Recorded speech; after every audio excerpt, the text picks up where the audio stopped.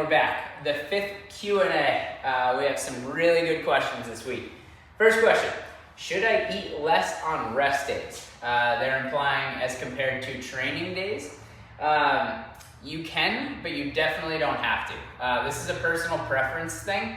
Ultimately, I'd say for most people, they start to understand that, say it's 2,000 calories is your total calories for the day. It's easier for them to begin to comprehend what 2,000 calories in and just eat that day in, day out, as opposed to being like, I'm gonna be 2,200 or 2,300 on training days and 1,600 on non-training days. At the end of the day, it's whatever's gonna be most convenient for you, and I've found the most success with clients is by just sticking with one set calorie, regardless of if it's a training day or a non-training day. What does weekly calorie intake mean? That literally just means if you take your total daily calories times 7 days in a week, that's your total. So if it's 2,000 times 7 days in the week, that's 14,000 calories. And basically what that's implying is that you can have a day that goes over, you can have a day that goes under, you can have a day that goes way over and then way under, but as long as you average out at the certain net calories you need, 14,000 in this example, you'll be doing just fine. Which is super important, especially for the fat loss camp, where that's the objective, because that lets you understand that you can enjoy certain meals with people, you can enjoy the process, and you don't have to go without, and you can kind of view it as a big deal, instead of being like, I fucked up today, and now I have to crash diet tomorrow. Not necessarily.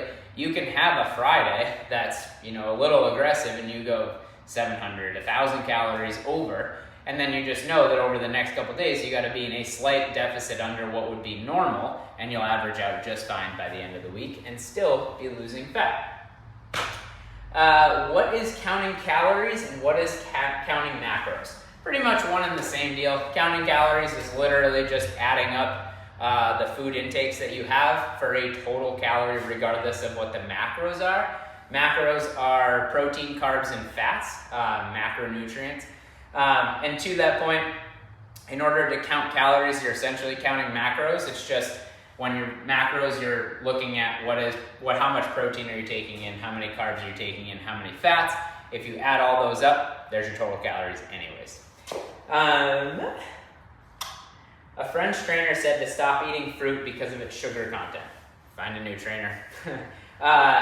Not true. I mean, does fruit have sugar in it? Yeah, it absolutely does. Do we need fruit for vitamins and minerals? Absolutely. I think if you're telling somebody not to eat fruit, and that's going to be the holy grail to their weight loss, I'd step back and objectively view that. Would you tell that to a child? Probably not. I don't know why it's any different for you. What's better, ass to grass or 90-degree squats? So just a little background context. Ass to grass means that you are sitting at the complete bottom of a squat, meaning your ass is on the grass, you're all the way down. And then 90-degree squat just means that you're at a 90-degree bend in your knee or sitting at parallel. What's better? Assuming that you have proper ankle mobility, meaning that you can keep your heel flat on the ground. So I can keep my heel flat on the ground and sit nice and low, and I'm not rocking forward. I'm a big fan of sitting to the fullest range that you can, assuming it's pain-free. For most people, their limiting factor is going to be ankle mobility. So they'll get to a certain point where in order to go further, they either need to come down, and then because their ankles don't bend anymore, they pike their hips back, or they go lower, but then they come up onto their toes, again, because their ankles can't go further. So as long as your ankles are on the ground, I'd promote going as low as possible. Assuming it's pain-free, but your knees are allowed to go over your toes. That got a bad rap because most people were going knees over toes, but without their heels on the ground. You want to basically make sure that you have your entire foot planted firmly on the ground with the weight distributed from your toes to your heel, and that's going to provide the maximum amount of stability.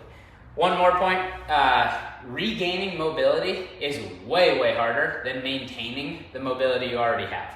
So to that point, if you have the range of motion to sit to the bottom of the squat, sit to the bottom of the squat because you'll maintain your range of motion. I am getting close to I like this one. I'm getting close to a push-up off my toes, or on their toes, but I can't quite get it. Best ways to bridge the gap. Lot of ways you can go at this. So knowing this person, they're in this camp where they can do push-ups off their knees, quite a few. And then, without calling anybody out, they get a little heady about going all the way to the ground when they're just on their toes, knees on the ground. So, easiest way to build on that is, since they have the ability to go on their knees and hit good quality push-ups, what they can do from there is they can elevate their hands up onto a bench, a barbell at a rack, something along those lines, which basically just decreases the amount of weight they need to move. And you can succinctly get closer to the ground. That'll make that a lot harder as you get closer and closer to the full push-up, if you will. Once you're there, then it's building strength in the range of motion that you're going to be performing the movement. So the easiest way to do that is going to be a halvesy push-up. So what that will look like is I'm going to be on my toes in my good position, and I'm going to worry just about the lowering portion, the negative, keeping my hips tight, keeping everything controlled. I bring my chest down, I then drop my knees, and I press back up. Come back up, tuck my hips under, take my inhale, squeeze my thighs, squeeze my butt, brace my belly, lower sternum to the ground, knees drop, press back up, come back up. What that does, that builds a whole lot of capacity in that bottom position, builds a lot of comfort, quells the anxiety, and then all of a sudden you're gonna lower down and be like, I think I can do this. Touch your chest and drive right up, and we have liftoff. I am often pressed for time and find it hard to motivate myself. Thoughts? Join the rest of the world. Totally normal. Easiest way to mitigate this, this is somebody I know personally that they go to a gym, take classes, i.e. don't have an individual coach and don't follow any one particular program. So I'd say make it a win. So whatever you're doing, find something that you're going to enjoy. For me personally, I find EMOMs, every minute on the minute, fit this bill because I can create whatever I want to do. So if I don't feel like training, I'm going to do things that I really enjoy. So for me, like I'm going to pick a certain number of calories on the rower that gets me moving, but affords me a lot of recovery time. I can probably row low 20 calories in a minute, so I'm going to choose like 10. That gives me 30 seconds to recover. I might pick like some pull-ups and some push-ups in another minute. I'm basically going to pick 4 movements or so. Each one gets their own minute at a rep range that I can keep moving, and I'll steadily move through. Also, I'll do that as a warm-up. So a lot of times I'll do an EMOM where I'll row for 1 minute, 30 seconds or so of that minute, or 10 calories. I'll bike the next minute, and I'll do like some inchworms with push-ups or something for the 3rd minute, and I'll hit 3 rounds of that. And then I'll see, do I want to continue or not? More than likely, once I'm going, my nervous system's excited, I'm kind of warming up, I'm listening to music now, that not desire to train is gone, and all of a sudden I'm ready to go. So a lot of times, instead of thinking about the entire thing, just pick something in the beginning to get you moving, generate a little sweat, doing things that aren't going to cause you pain, aren't going to be hard to get going. I have very arthritic hips. I'm staring down surgery for my hips. So for me, like rolling out here and starting to squat right away doesn't feel fantastic usually.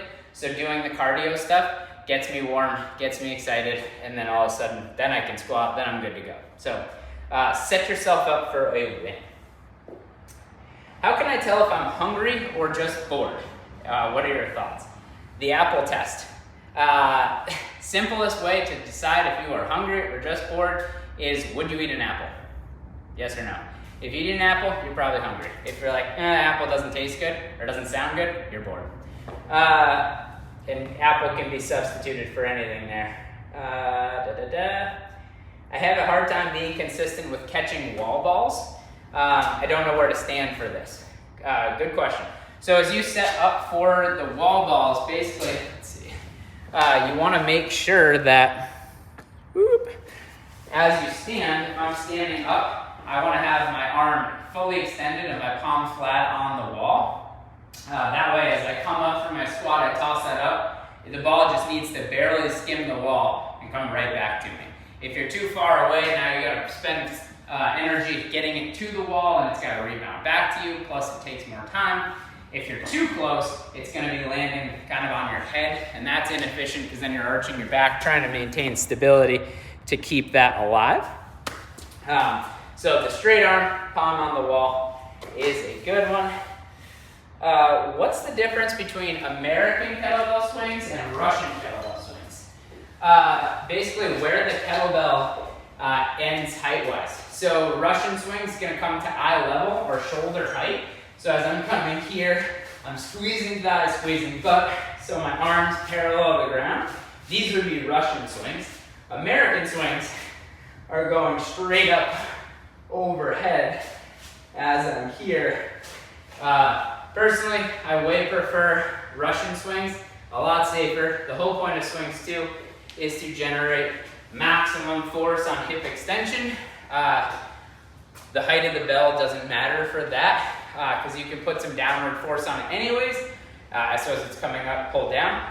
That helps to brace your stomach further. I'd argue a greater benefit. It was kind of a standard CrossFit thing to go overhead. That's the American way. A lot of standards there. Last question, because I want to be mindful of time. Best way to signal for yourself to breathe into your stomach?